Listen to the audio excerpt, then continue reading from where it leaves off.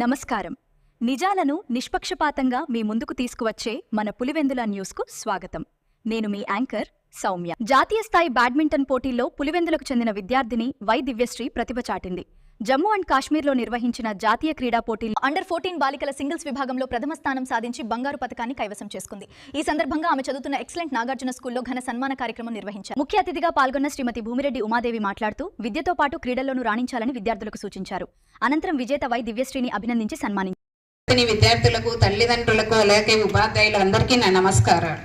ఈ రోజు మనకి ఎంతో సంతోషకరమైన రోజు. పాఠశాల ఉపాధ్యాయులు, తల్లిదండ్రులు గర్వించదగ్గ అద్భుత విజయాన్ని ఈరోజు మనం సెలబ్రేట్ చేసుకునేదానికి ఈ సమావేశాన్ని ఏర్పాటు చేసుకున్నాం. ముందుగా దివ్యశ్రీకి నా తరపున హార్టీ కంగ్రాట్స్. అలాగే గెలుపు అనేది మనకు ఒక రోజులో రాదుమ్మా. దాని వెనుక ఎన్నో రోజుల కష్టం, కృషి, క్రమశిక్షణ, పట్టుదల, సాధన అనేది అవసరం అన్నమాట. ఆ గెలుపు ఇప్పుడు గోల్డ్ మెడల్ అంటే మనం ఒక పథకం అనుకుంటాం, కానీ దాని వెనుక ఆ అమ్మాయి పడిన కష్టం అయితేమి, చేసిన సాధన అయితేమి, చూపిన పట్టుదల అనేది చాలా ముఖ్యం అన్నమాట. బ్యాడ్మింటన్ ఆట అనేది ఏదో సులువైన ఆట అనుకుంటాం, కానీ మైదానంలో ఆడుతున్న క్రీడాకారునికి ప్రతి నిమిషము కూడా ఎంతో ప్రత్యేకమైనది. వారి వేగమైతేమి, వ్యూహము, ఏకాగ్రత, శరీర దృఢత్వము, సమయస్ఫూర్తి, ఆత్మవిశ్వాసం ఇవన్నీ కలిసినప్పుడే ఒక మంచి క్రీడాకారునిగా తయారు చేయగలుగుతారు.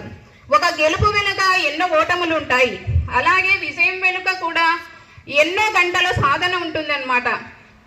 మిగతా వారు విశ్రాంతి తీసుకుంటున్నప్పటికీ కూడా ఒక క్రీడాకారుడు తను లక్ష్యాన్ని చేరుకోవడానికి కూడా సాధన చేస్తూ ఉంటాడు. క్రీడలు అనేవి ముఖ్యంగా మన జీవితంలో ఎంతో ప్రాధాన్యత ఉంది క్రీడలకు.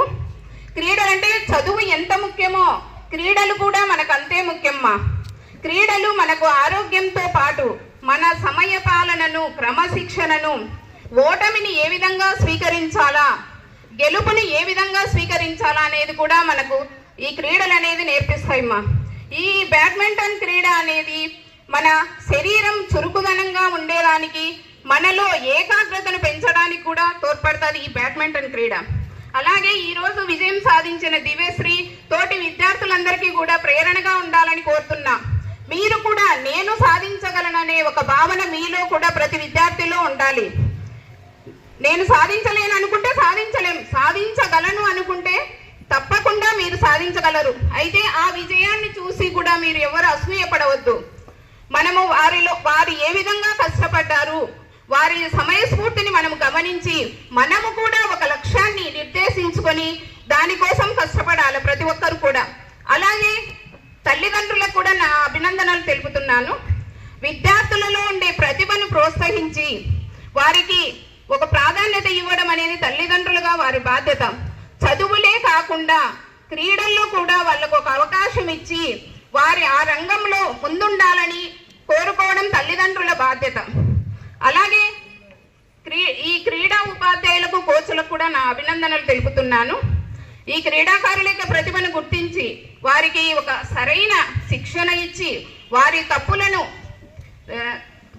వాళ్ళని గుర్తించి వాళ్ళని ప్రోత్సహించడం అనేది ఒక గొప్ప విజయం.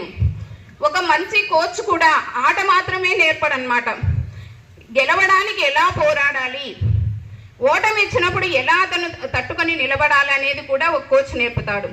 ఈ విజయం ఇంతటితో ఆగకుండా ఒక ఉన్నత లక్ష్యాలను ఎంచుకొని దానికోసం వారు జీవితాంతం కష్టపడాల్సి ఉంటుందన్నమాట. అలాగే ఈరోజు ఒక ముఖ్య విషయం చెప్తున్నామా. ధ్యాన్ చంద్ తెలుసమ్మా? ధ్యాన్ చంద్ ఆయన హాకీ క్రీడాకారుడు. ఆయన చిన్నప్పుడు ఏం చేస్తున్నాడంటే రైల్వే ట్రాక్ మీద బంతిని పెట్టి హాకీ స్టిక్ తో కొన్ని కిలోమీటర్ల మేర ఆయన ప్రాక్టీస్ చేస్తున్నాడంట.